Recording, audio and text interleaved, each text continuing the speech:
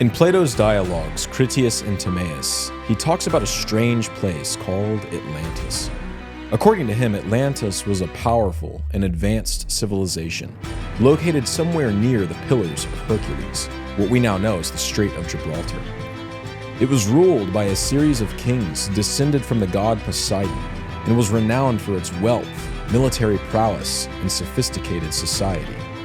However, Atlantis became corrupt and imperialistic, leading the Athenians to defeat them in a cataclysmic war around 9,000 years before Plato's time. As punishment, the gods submerged Atlantis beneath the ocean in a single day and night. Given its legendary status, many moderns assume that Atlantis never existed. But has Atlantis been hiding in plain sight all along? Yes. And here's the answer. Yes. Welcome to the show. Episode over. Atlantis might even give us the mother of all mermaids. You don't like it. You love it. It's actually Brian's view. don't love it. I'm skeptical, I but disagree. it's Brian's official Like view. on record, here's two things that I know for sure. Okay, you Primary ready? water. I need to know which camera I'm looking at here so I can make. Go for the red. The red one. Okay, listen.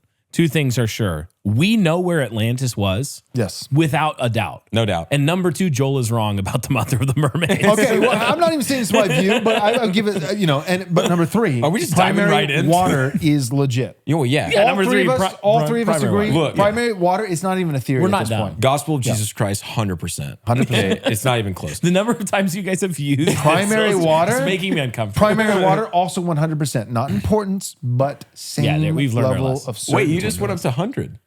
Yeah. Well, and I think we In can terms add of certainty. Right on. We can add another thing we know. We could revive the city of Atlantis with a primary water well. Which there is one in the middle of the city of Atlantis. Well, and that's why it works in primary. So we're going to talk about primary water. Yeah. We're going to talk about mermaid son. We're going to talk about Nephilim because I think Plato's conception of a king with 10 sons and Indeed. definitely works in. Indeed. So all this is important. But first, we should start just with tee it up. location. Yeah, let's talk a little bit about why we're saying we know where Atlantis is. Right. Because like you said in the cold open, we have this it hangs by a thread, historically speaking, our knowledge of this place called Atlantis. Right. It's really one historical account preserved like Ben described. And for most people that listen, they go, that's the end of the story. They speculate about maybe a few offshore locations, sunken cities, things like that, assuming it's out in the ocean somewhere. There's the Or that Atlantis of Japan, the Yanaguni Monument. Or it's just completely made up. But what happens is that if you go to a little place called the Sahara Desert, Mauritania. right in plain sight, Mauritania. but you wouldn't expect it. and you start to lay out a certain set of facts around a certain location, you will not only, I'm convinced, anybody who looks into this, not only will you say, wow, that could be Atlantis, you will conclude that is Atlantis. Right. And then let me tell you, nail in the coffin for me, which I already was certain, but today it's just like It was extra, the nail. It was another certainty. nail. There actually is another historical account of Atlantis, which I did not know about until today. From And that is Herodotus. Herodotus. The father of of history. A father of history. Yeah. Might want to hold on to that one. Yes, had compiled a map of the known world in his day, and down there, right where we Believe Atlantis would expect Atlantis to be, he had labeled a little circle and he had written Atalantis. Atalantis. So let me lay out a few facts. And real quick, wasn't there also a connection with like a ruler there being Atlas? Yeah, let me lay out a few facts. I'm going here. too fast. My bad. And then you guys jump in. We'll fill it in. We'll get all of them by the end. So there's this place in the Sahara Desert, which first of all, like Sahara Desert, I thought we were talking about a sunken city. we thought we were talking about the underwater city. We're talking about a place in Atlantis. It's called the Eye of the Sahara. Yep. It's a known landmark in this region that doesn't get a lot of attention because it's so far from any habitable place and any kind of tourist sort of location. People don't travel to it. But if you look at it from above, it's about a 23 to 24 kilometer in diameter. Which lines up perfectly, by the way, with what Plato says. Series of, in the center, there's an island, or what would be if you had water at a certain level. And then there are rings of land around it, which perfectly matches the description, And physical description. Each of these the rings city are of like Atlantis. mounds that would be above the Yeah, water. earth You might even mounds. call them, because it's rings are like serpent mounds. Yeah. Almost like a spiral. It looks much like Spirals are always positive. and spirals are evil. We know this to be true. And it's in a I location. unironically believe But the middle would be above the sea Right. level if there had been water, and each of these circles, concentric circles, would also be would above. be at a same kind and of there'd elevation. be water in between and each one. the number of rings for land versus water also match up to what Plato 3 said. to 2. So it's in a land that we call today Mauritania. Yep. Mauritania.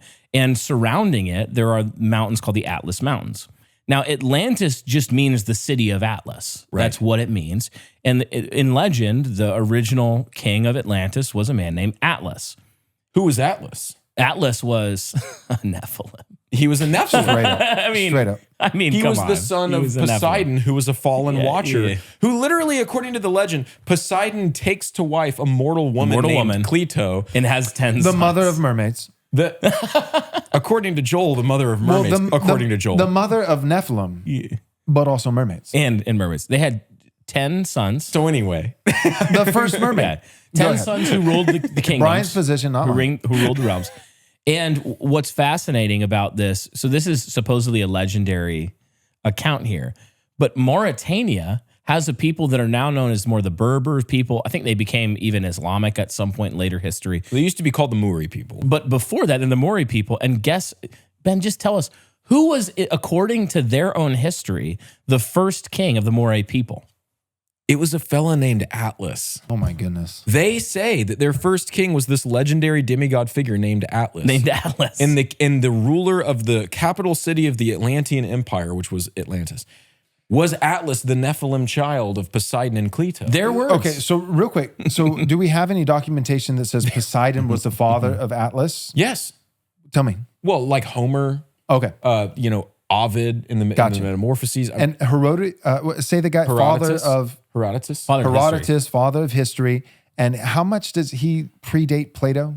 He predates Plato. He was... Because Plato's getting his wasn't conception he- from him, Herodotus right? died when Plato was 2 years old. Yeah. And Okay. Herodotus came around about 200 years after Plato's great-great-great-great-grandfather, removed. Solon, Yeah.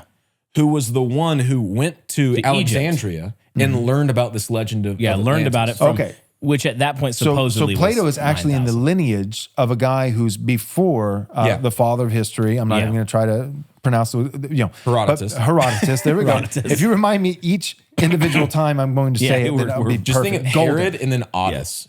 Herodotus. Beautiful. You Nailed got it. You nailed it. Right, but it's also because it's still fresh on my mind. Yeah. So give it 20 minutes and I'll be in trouble. But the point is, Herodotus is, we're not talking about hundreds of years predating Plato, but Plato was actually 2 years old.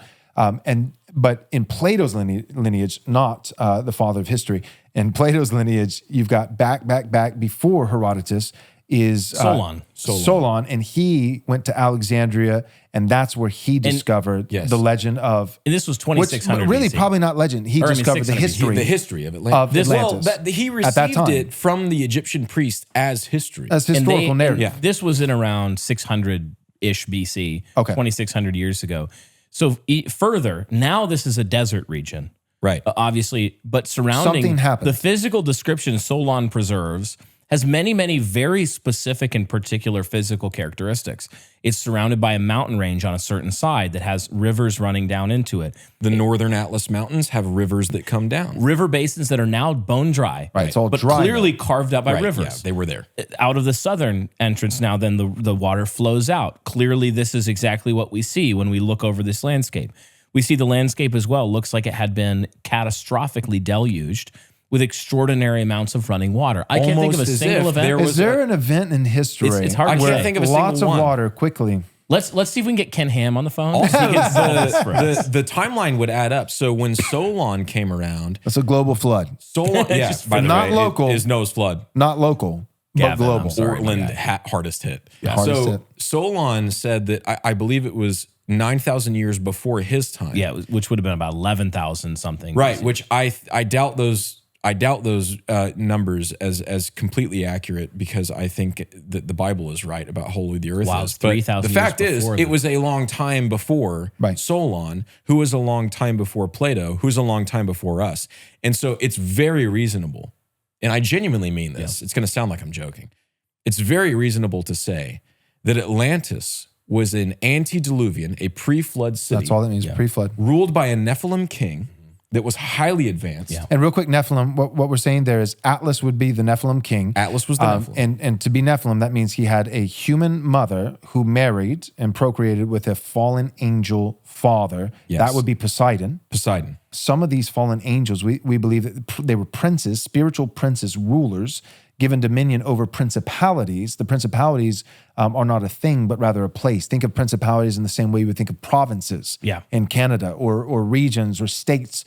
And some of these might not just be on land with nations and peoples, but oceans, water, certain topography and things like that. So what if one of the fallen angels, watchers that rebelled against God, came down to earth and is a prince over a particular principality? His particular principality happens to be over water, in a land region on the coast. At the time, it was on the coast, had access to water. The city itself was water was a big part of it. It was said to be a very important port city.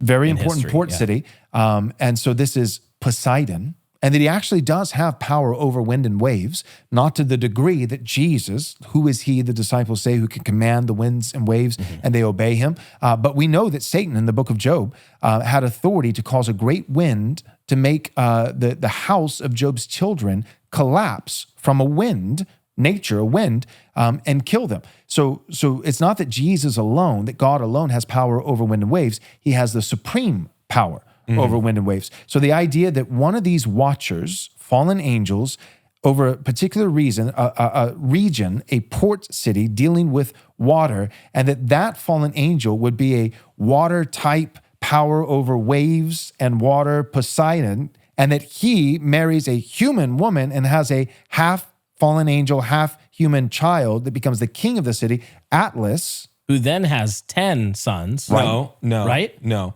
It was Poseidon and Cleito had 5 sets of twins. And Atlas, he's one of them. Atlas was the first out of the womb. He's one of them, that's right. And he was set over Atlantis, the capital city. Because it was the whole region. Right. It was an empire. Yes, that's And then right. the other 10 sons ruled different regions of the Atlantean Empire. And just to finish spelling it out, just Guys, we know this for sure. Brian wants his view to be communicated as well. So with all that, the fallen watcher, Poseidon, perhaps the same individual known by the Philistines, and I'm not saying it has to be the same, but it's possible, the same that's known as Poseidon in some mythology.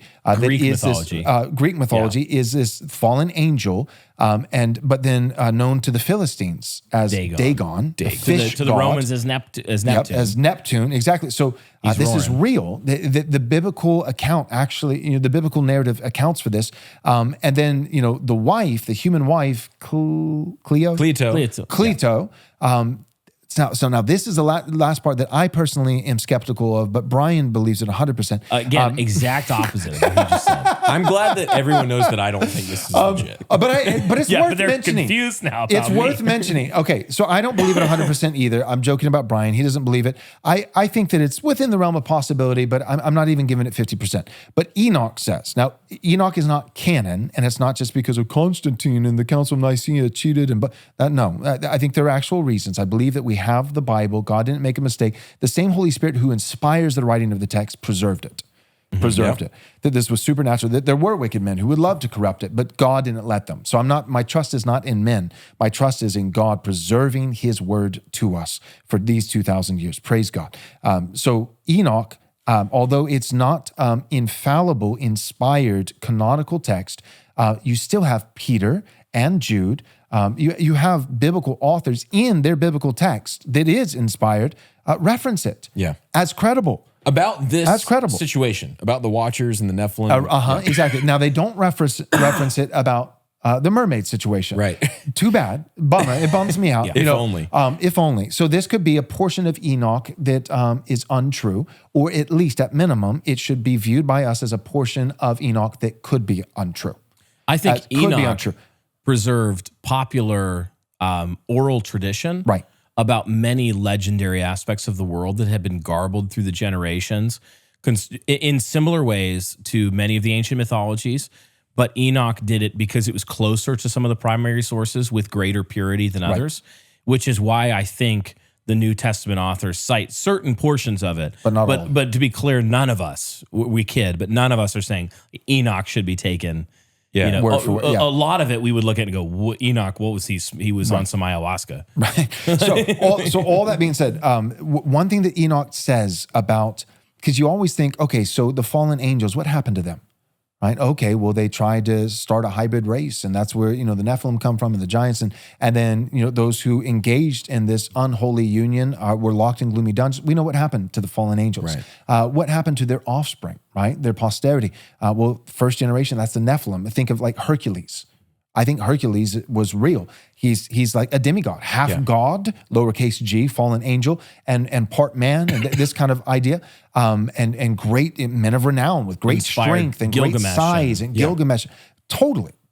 And then their grandsons from the Nephilim on down, subsequent generations would be giants. And the right? So the Rephaim and angelic Anakim. blood is now being diluted, but they're still of great size. The Rephaim and having different sizes, different clans, maybe even different skill sets and knowledge, or even supernatural abilities to heal. The Rephaim healer Or at as least well knowledge, as giant.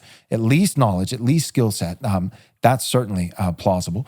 But then the last thing that doesn't, it's what happened to the fallen angels? We got it. What happened to their children, Nephilim, their children's children, and so on, giants? We got it. But what about the women? Well, Joel, What about the women who married these fallen angels? What happened to them? Enoch has an answer.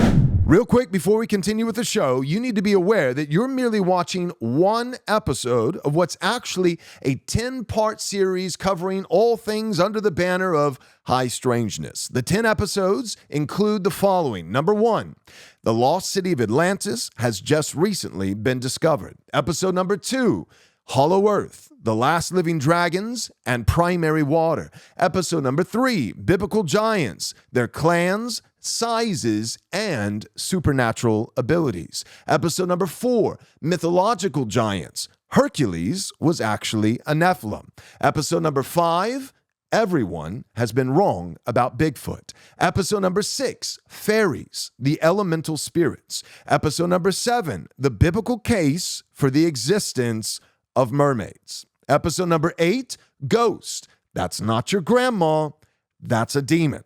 Episode number 9, witches, necromancy, and familiar spirits. And lastly, episode 10, angels, their classifications, physicality, and sexes. Now, all 10 of these episodes are available ad-free right now, exclusively on Patreon. These episodes are only dropping one at a time over a series of multiple weeks, but you can get them all available today, ad-free, plus the addition of 2 exclusive bonus episodes at patreon.com/Right Response Ministries. Again, it's exclusively found at patreon.com/Right Response Ministries. Go and check them out today. And now, back to our program. Well, what happened to them, according to Enoch, Right. in this view that Joel claims, I believe, completely, and actually don't believe at all in any sense of the word, is that in engaging in this sexual relationship with the Watchers Against nature. they somehow gave up their soul to either be consumed or to be taken, so that they were cursed to wander as long-lived but soulless sirens. And that's what Enoch Mermaids. says. He says the women, the wives of the fallen angels, who are the mothers of the Nephilim, grandmothers of the giants, and so on, they became, as they're cursed, sirens. And that the sirens were soulless, which is why they would want to draw men to themselves, men who are, who have souls. They're soulless. They have long lives, longer lifespan than human beings. But when they die, they're done. That's it. They're so done. they're trying to get Odysseus. He's lashed to the mast. They're trying to get his seed. And they're trying to get Odysseus and certain parts of Odysseus to come over so that they can hope to get back That's right. the soul. That's right. a genesis of the succubus myth. And So my point is that's just one more piece, and that one is less like everything. And we're joking, but everything that we said before the siren part, like location of honestly, Atlantis, 100%. Get over yourself. The location, I think, is pretty clear. And the Poseidon being Well, and not a only fallen that- angel, and then Atlas being a Nephilim. Look, like 100. Don't take our word for it. Pause the video and Go look go it up. just type in Ricat structure on Google Images. Go look. It's called the Ricat structure. And you'll be like, oh, wow. It's about 52 miles east of the ocean, of the Atlantic Ocean. Currently. But clearly, the shoreline was much closer to it. And it's about 1,300 feet above sea level, but it sits on top of a band of cliffs that are at least 1,000 feet high that are much closer. And so a lot of people believe that the continental shelf, used There was to be those tectonic activity. cliffs. And so then when the flood happened and the waters receded, they actually pulled the shoreline further back west. Yeah. And so now it's much further away from the sea. But that part of the Sahara Desert, it actually is somewhat near the sea. Oh yeah, It's incredibly dry. It's a desert. Mauritania is a coastal country. Right. And even there's more. There's the Solon recorded the presence of elephants. That Atlantis was famous for elephants. Mauritania still has elephants. There's evidence that there are elephants at that time as well, in terms of skeletons. And, there's drawings on walls. and things like that. The rock colors. There's 3 specific rock colors that Solon records. All those colored rocks are White, present, black, and red. White, black, and red present in the area. Again, the exact diameter, the exact number of rings of land and water, the exact surrounding of the Atlas Mountains, the name of the first leader, The outlet to the south. the outlet to the south. The timeline fits pretty much. And their timeline, they're going to try to team it up with an ice age catastrophic event with the with like Younger Dryas. 11,000 to 12,000 years. Yeah, the Younger Dryas disasters is what they're Right. going to try to. And what we're going to say in terms of time, just so you know, from a biblical timeline, we're saying 6,000, 6,500 years in a young Earth creationism idea from Adam to the flood. Noah and the flood is about 1,500 years.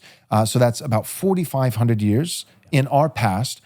So it's not that crazy. It's even from a biblical timeline, it's about half. They're saying something happened 11,000 years ago. We're saying 45 to 5,000 years ago. And you say it's ice over a long time. We're saying it's rushing water, lots of it over a short time. And that changed even the seacoast. The waters, when they receded, when the waters pulled back, now the ocean actually ended up some miles away, but not that fantastic. No. Not that fantastic. And it's bone dry because of changes and blah, blah, blah. Yeah. It all adds up. And then one last thing, just for the normie, and I would include myself in this, but I remember when I was doing my first research on Atlantis as, a 10-year-old boy, which was watching Michael J. Fox Atlantis, the Disney movie, right? Serious research. Amazing. Very serious. It's actually one of the Every best. man A lot only of has Disney one desire. is lousy, but that one. The quest for Atlantis. The Lost City of That one's Atlantis. good. Yeah, exactly. So, but I remember watching that and thinking, Atlantis, for a long time, I thought like Atlantis is an underwater city. That's not the legend. The legend is it was a powerful city near the water, a port city that was engulfed. And it was in water. specifically, it was judged by the gods. And it was quickly. Yeah, in a day. In a It day. happened quickly. So in a day, like single a day. flood. Yep. So in a day, it's engulfed by water. It wasn't built initially underwater. It's above water, but in a port kind of location, and it's judged, and particularly judged for being it's high technology, incredibly advanced. It's affluent and all these different things, but it's also wicked. It was judged for the reason that the whole world was judged in the flood, which is that the bloodshed of men knew no bounds. Yeah, the evil of men had increased to such a degree that God regretted. But it's Humanly not speaking. It's not all dry at the current day Ricat structure. No, it's not. In fact, there's one more detail here. There's one more detail because Plato said there were 2 springs at the center of Atlantis. There was a bitter spring and there was a sweet spring. Now, there's a lot of bitter springs in the area because there's a lot of salt water beneath the sand. But there's no sweet springs except for at the center of the Ricat structure. Joel, Unbelievable. they got primary water, baby. Primary water. They got And primary water. if you don't know about primary water, nobody cares. You dullard. Nobody I cares care. because it doesn't sound as exciting. Like if you have a title of an episode, Atlantis, Bigfoot, Nephilim, giants, witches. But primary water is, if you're not primary water maxing, then What are you doing? What are you even doing? You're wasting What is your wrong life. with you? Primary water is You the should be key. ashamed. It is the post-millennial great We're going to key garden hope. the deserts and maybe Mars. That's right. Well, I was going Maybe to say, Mars. so, I mean, right now, the plan to fix the population issue, Right. quote unquote. The alleged Yes, overpopulation. in Egypt, because the Nile's drying up. Right. And they have to help everybody who's going to thirst to death, is to create an inlet from the Mediterranean Sea that goes into, it's far east of the Rakat structure, but into the Sahara Desert. It would be a big lake, like the 5th largest lake in the world by surface area. And then have people go there when it's been, when the ground's been made more fertile by all of the new water. But my question is, why don't we just revive Atlantis Why don't we drill primary water and wells? say, "Hey, Right. Poseidon, you fallen watcher, and Atlas, you demon spirit. Like this is just ours now." Up to date, people have thought, scientists have thought that all we have is one, that water's finite and it's scarce and it's running out. We only have so much and it can never be remade. And then second, not only do we have finite amount of water, but we have old water. And what I mean by that is the hydrological cycle, this idea of, of water evaporating, going up and forming clouds and raining and coming back down, that all of your water is recycled water from, thousands of years old. Even a young earth model, you'd be saying you're drinking 6,000-year-old water. And yeah, you can have your reverse osmosis, filter, which I have, and those things matter. And yes, you can maybe get out some of the chemicals from plastics and human corruption and pollution and those kinds of things, but there's still just rock formations and certain minerals and certain salts that over 6,000 years, if it's only recycled water, a finite amount, and it's the same water there's been since the beginning, and it's flowing over, under the ground and over mountains and through Got a bunch rocks. of pee in it. It's picking stuff up, and yes, you do your best to purify it, but the point is the hydrological cycle tells us two things: that there's not enough water, it's finite, but it's also old water. Primary water theory suggests that that number one, water is not finite, but it's actually being made deep underneath the ground through pressures and seismic shifts and all these different things that hydrogen and oxygen are actually, that water is actually being made. It's a renewable resource. And then two, so it's not finite because we're actually gaining more water every day. Number two, we don't just have more water than we think, but we have new water. Instead of water that's 6,000 years old, you have new water that was made just last year. And if there would be a way, as technology increased, to drill down, we're not just saying a few hundred feet, you're going to have to really get down there. But if you could drill down and be able to actually mine primary water straight up, not only is it a massive amount under surface oceans, we're not talking about puddles, oceans, just far down, you could eradicate deserts. At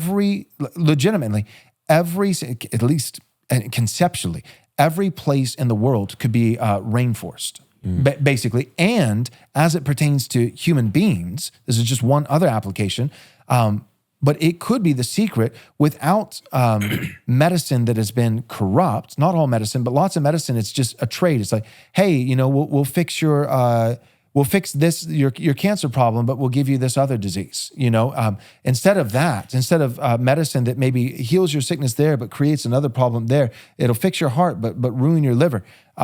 This would be, what if the trick to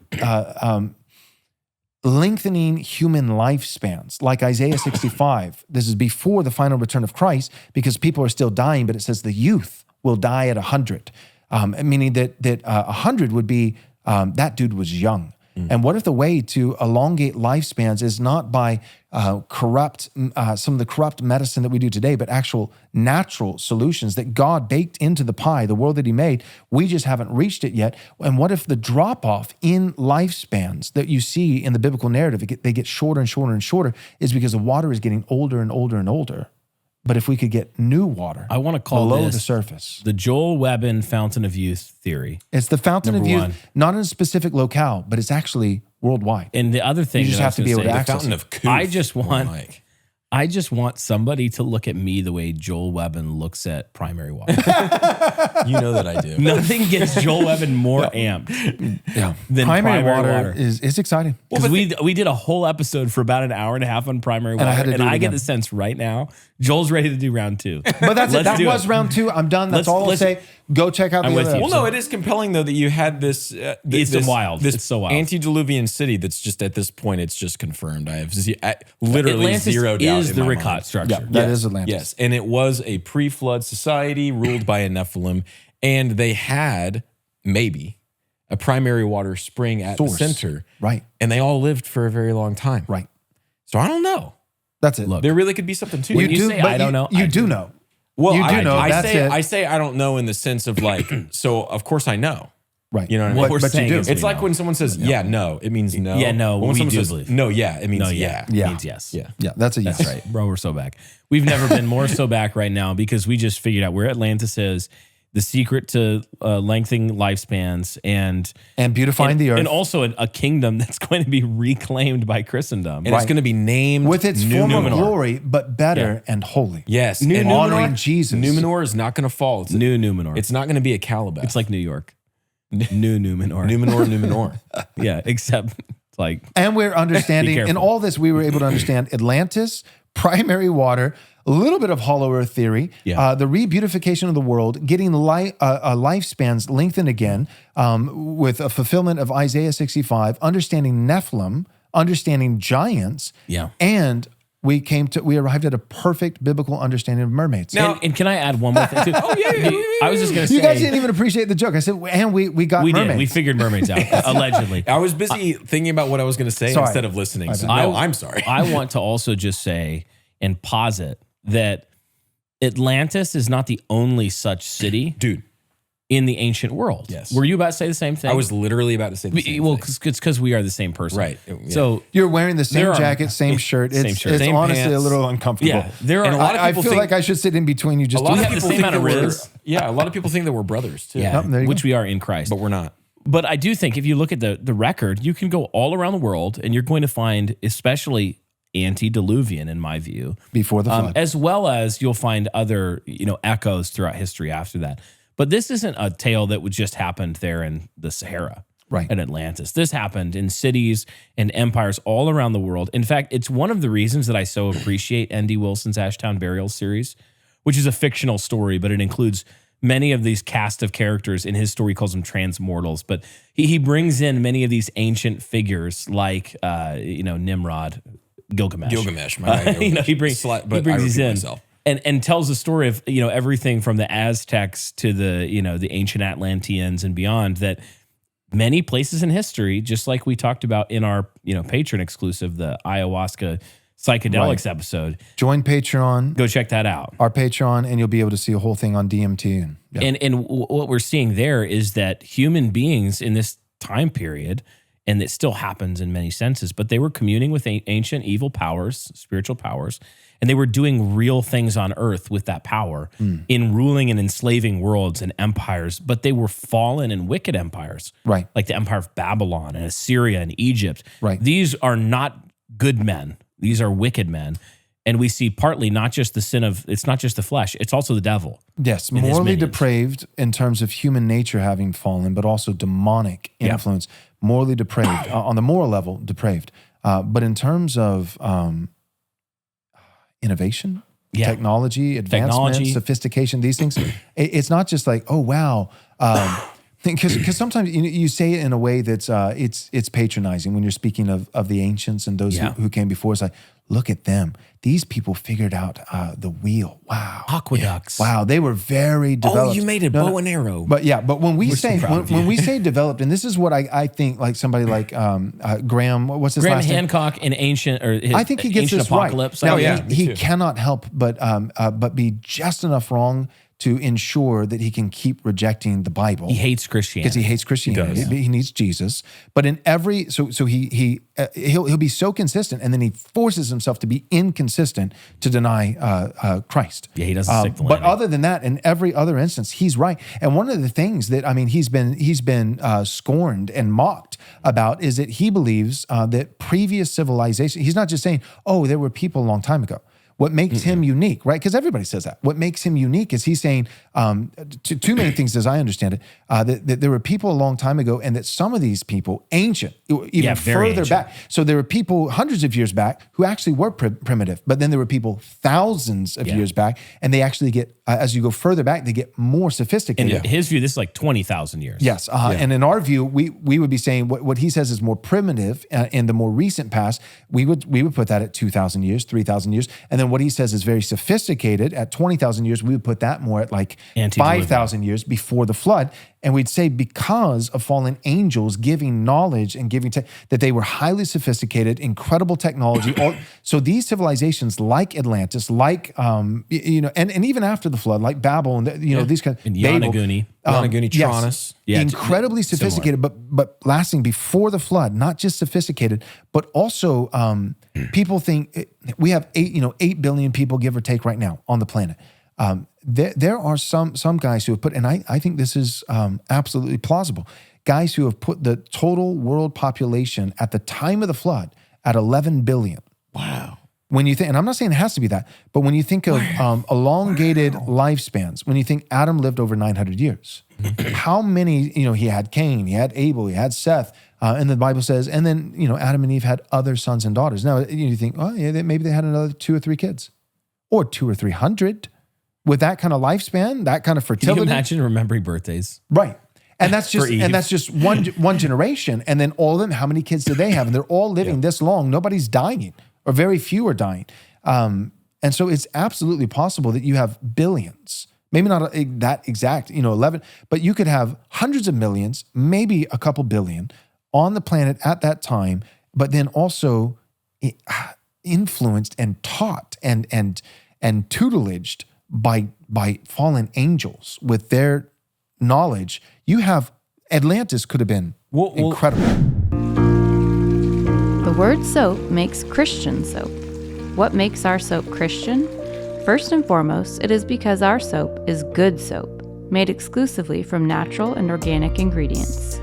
In addition to making a good product, we also promote a good message. Our bottles of soap aren't wrapped in heretical garbage.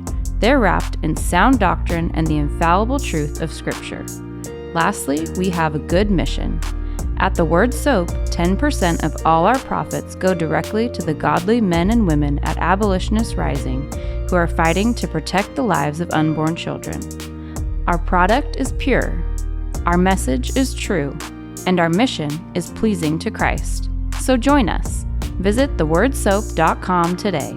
Again, that's thewordsoap.com. Everyone needs soap, so wash yourself in the Word. Are you a Christian struggling to find companies that align with your values and beliefs? Well, then Squirrelly Joe's has you covered for all your coffee needs. All of their coffee is hand-selected and roasted fresh every day by a family of fellow believers. Try them out and you'll savor exceptional coffee while knowing that your investment supports a company committed to following God's teachings and upholding truth and righteousness, ensuring that your hard-earned money contributes to the growth of God's kingdom. Stop giving your hard-earned dollars to pagans who support evil. Right Response listeners have access to an exclusive deal. Your first bag of coffee is free. All you have to do is cover the shipping. So head on over to squirrellyjoes.com/right response. Again, that's squirrellyjoes.com/right response to claim your first free bag of coffee today. Even if you take away the fallen angels, you have Adam, who wasn't always fallen. Right. He actually experienced righteousness and holiness in a state of least innocence 48 before hours. God. According to Dante, what is it, like 7 minutes or something? Some guys say he fell on the 8th day. Yeah, but Milton gave them quite a while. But anyway, the point is, he was probably quite intelligent. He probably understood nature very, very well. And so even if you take away the fallen angel aspect of it, I think that even the line of Seth was probably highly advanced. I think that Noah, in his capability of building that ark, of course he was helped along by God, but also he built the ark, which is an astonishing feat given that time. So I think the conclusion that pre-flood, right before the flood, human society was very large and was very advanced is unavoidable. And then after that, we no longer see quite that skyrocket of advancement because we don't have any covenant head that was innocent at one time. Right. And we have all of that technology lost. They're having to restart all over again. And then you also have the demons now that are being much more prohibitive. Like they're wanting to kill. They're wanting to kill and take away the image of God. They're not as much wanting to share gifts that will cause flourishing, at least not for as long a time, I think. Right. That's very speculative. But to me, it seems like an almost unavoidable conclusion, at least in terms of antediluvian society being very advanced right before the flood comes. Right. But you do still have some societies post-flood, like Babel, that are still advanced, technologically advanced. So it's not that it all happens before the flood. But what happened before the flood, I think, is if we could see the world before the flood, you'd be seeing giants, dragons. As far as we know, The pyramids there could have been electricity. Technologically advanced civilization on some level. Incredible. And Egyptians watching like light shows on the large pyramids. cities. Yeah. Insane. And with the possibility of technologies that are capable of moving 200-ton blocks, hundreds of miles up thousands of feet. These are the kinds of things that we can guess, but we can't really fathom. Right. Giants answers part of that question. Like, what if they were just big people in terms of megaliths? But also, I don't think it was just big people. No. And I don't think it was less than that. No, I'm a giant fan. I think it was insane. And I think some of these giants were 30, as you'll have to watch a giant episode and we'll account for why we think this. But I think some of these giants were 30, 40, 50, even 60 feet tall. But it's also, it's the technology. We think they were incredibly advanced to be able to I saw build this some of thing, these things. this insane video one time. And I can't remember the name of the pyramid, but it's one of the lesser pyramids in Egypt that's far away from the Great Pyramid, more into the desert. And this is somewhat recent, like in the last couple decades. They found a tunnel that went down underneath it, and they got in there, and they found this massive room. It was a great room with pillars holding it up that was just lined all the way with granite bowls. Like big bowls. The name escapes me of what like a big bowl is. Basin, I guess, but one of those tall ones, bowls. They're like, now you'd turn it on a like a potter's wheel and you'd shoot it up or whatever. Anyway, these are made of granite. Pit. Go ahead. But so that's already impressive that they have these type of bowls made of granite. But then also they measured how flat the tops were, the top rim. Which, there's about a 3-inch wide rim on the top. Okay. And it was perfectly flat in reference to itself within like 0.02 microns. We can't do that today. And this isn't just one of them. And when you say we can't do it today, you're not just talking about by hand, you mean with machines. We don't have the precision. We can't guarantee a tolerance within 0.02 microns. We can't do that. Wow. Maybe if you have the highest quality CNC machine in the world, but it's really hard to do with granite because of its crystalline structure. It's not as predictable. So Ben used to be an engineer. Yeah, I did. I was an engineer by trade. These people had... So he can say those things. If you hear me saying it, you can just say BS. But if Ben's saying it means one of us saw it on Twitter. If we say it. Yeah. But these people had an unbelievable ability to machine stone in a way that not only rivals, but usually exceeds our capability of machining aluminum today. Wow. That's astonishing. That's almost more impressive to me than the pyramid that they were underneath. That sounds like a fallen angel father. That's what I'm saying. Told you how to do something. Like some kind of great skill set that was passed along with a technology that we can't imagine. Right. The fallen angel father. But also, you are right, because I don't want to discount your other, think 900 years to perfect your craft. Right. You're Adam. Right. And you knew the world before it was fallen. Right. I mean, that Adam, people think of Adam as like a great grandpa who's walking around. Like Adam was a king. Yeah. Adam, I mean, everybody comes from him. So he's related to everybody. So he's got great grandchildren. But it's not just like, hey, great grandpa. It's King Adam. They bow if they get to see Adam. Like, so cool. Because he's walked with God. And it's amazing to think of that antediluvian world with giants and dragons and maybe mermaids. It's so different that Probably mermaids, but honestly, let's be honest, they're fairies, and you'll have to watch the Like fairy episode. mermaids in some way. Yeah. I think mermaids would be in the category of Bigfoot, Yeah, like a fairy type thing, that's where I would lean. I think that mermaids are real. which is a particular kind of demon, an elemental spirit kind of. I'm calling them elementangles or elementangels. You're just gonna. What, no, right. no. What was phrase. your like elemental? Calling them elemental angels, like a class of Elemental angelic angels. being that is focused on the operations of nature. Right. Boom. Would have been a class. Right. A So they're kind of classical preternatural. idea. They have 1 foot in, 1 foot out of the seen realm. It's Which episode did we hit that on? Two, I can't- think. Our angels episode, but then also our fairies. Fairies, we hit it episode. real hard. Yeah. Yeah. I was and gonna then, even- and then we even dabbled in the Bigfoot episode. We cruised. I think it's on that worth one. noting that in first, I think it's First Peter. Peter, like the antediluvian world is so different. Peter calls it the world that then was. Yeah. It was because the flood was not just a catastrophe. The flood was a decreation event followed by a recreation event. Right. It is such a catastrophic event. It was that a it was new a world. different world that existed at that time. Right. Wow. Right. A baptism of the world. All right. Well, this is what you need to do. One, you can become a Patreon, check out, 2 or 3 extra bonus episodes that we've recorded. 2, you need to go over to Haunted Cosmos, subscribe, click the bell, and check out their content. And 3, every single quarter, right? So this is Q2 of 2024, the year of our Lord. But every quarter, on Fridays at 4 p.m. Central Time, we have on both YouTube and Twitter and all our platforms, the Friday special. And so for Q2, we're doing Brian and Ben, Haunted Cosmos, 10 episodes. Q3, we're going to have other notable guests that I fly in, and it's going to be interesting conversations. Can I promise that it'll be Atlantis interesting? I don't know. can't. It's tough to beat that. I can't. I mean, that's just tough to beat. It's the But best whatever it topic is, ever. It's whatever kinda it is, cheating. it'll be great.